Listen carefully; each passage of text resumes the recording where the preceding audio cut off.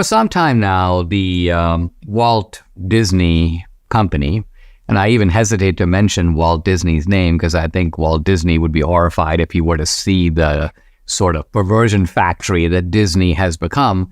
But nevertheless, Disney has been launching a culture war, you have to say, against its own customers, against its own audience, against its own clientele. Now, by any general economic theory, this is insane. This makes no economic sense at all. But does it make sense from a different point of view? Is there a sociological or a non-economic explanation for why Disney is doing what it is? I think there is. But let's begin with the latest development, which is that Disney has now been forced to admit in recent filings with the SEC.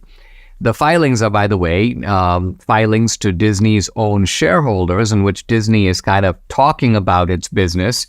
And Disney has some explaining to do, which is essentially all its products, one after the other, appear to be bombing.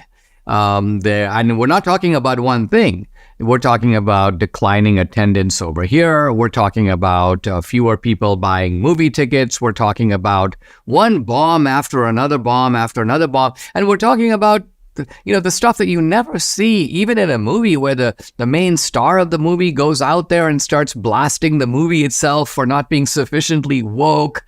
I mean, Disney is out of control.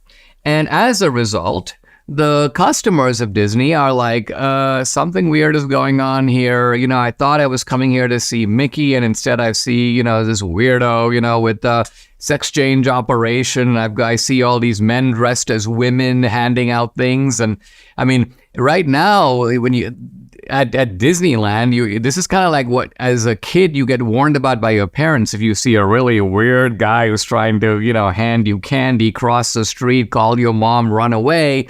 And I think Disney is conveying that atmosphere, which is, this is not a safe place to be. This is not, and by safe, I don't mean in terms of being mugged or something. I'm talking about morally safe, culturally safe, a safe space in which parents can rely on the fact that their children are not going to be, indoctrinated, and not going to be morally corrupted. But that's really what Disney now appears to be all about: social change. We don't really necessarily want to attract or inspire or entertain our customers. We want to indoctrinate them, and we want to change their values. Wow. And the market is pushing back against this, and Disney now knows this, and we know they know it because it's in their SEC filing. In fact, here's what they say, quote, "We face risks." This is very bureaucratic language. It's sort of written to be soft, but you can read between the lines. "We face risks." Risks here means massive losses relating to misalignment with public and consumer tastes. In other words, the public and the consumers don't like the freak job that we're putting on at Disney. So there's a little bit of a misalignment. Public and they're talking about consumer tastes and preferences for entertainment, travel, and consumer products. Then Disney backs up and says, "The success of our business depends on our ability to consistently create compelling content. Generally, our revenues and profitability are adversely impacted when our entertainment offerings and products, as well as our methods, blah, blah, blah, do not achieve sufficient consumer acceptance."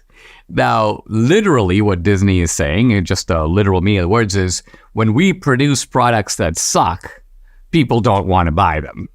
But Disney here is making a sort of a disclosure. Consumers' perceptions of our position on matters of public interest, including our efforts to achieve certain of our environmental and social goals, often differ widely and present risks to our reputation and brands.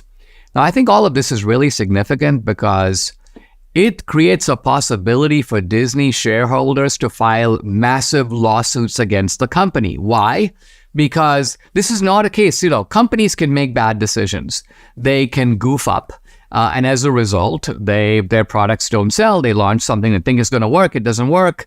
Now, you can't sue a company over that because you are putting money in that company for them to make those kinds of judgments. But if the company knows we are marching on a political track And we know that our customers don't want us to go there. We also know that that we're going to lose money if we go there. And guess what? We don't learn from our experience. We keep doing it. One movie bombs, guess what? We'll make another woke movie. And that bombs, we'll make another one. So why would a company engage in apparently suicidal behavior? Here is one potential answer. And that is that even though this is very bad for Disney, and by Disney here I mean it's very bad for Disney shareholders, it's bad for the Disney brand, it is good for the individual wokesters at Disney who are seen as cool for doing this, who ultimately are celebrated by the media. And by analogy, and I get this from Jonathan Turley, who uses the analogy of Bud Light. He says, there was a disastrous decision made by Bud Light involving the trans, Dylan Mulvaney.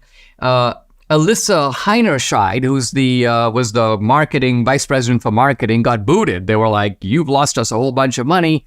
But she became kind of a cult star in the media. Oh, she's this brave woman. She's battling stereotypes. She doesn't want Bud Light to be seen in a certain stereotypical light. She's trying to attract new customers. Well, obviously, she is one of the worst marketing people in corporate America, but nevertheless, she is celebrated for her social passion, for her willingness ultimately to sort of defy corporate expectations. So the point here is this. It could be that what's going on at Disney is that the real war is between the Disney employees. In other words, the freak show that we're seeing in the Disney products reflects the freak show of the people working at Disney.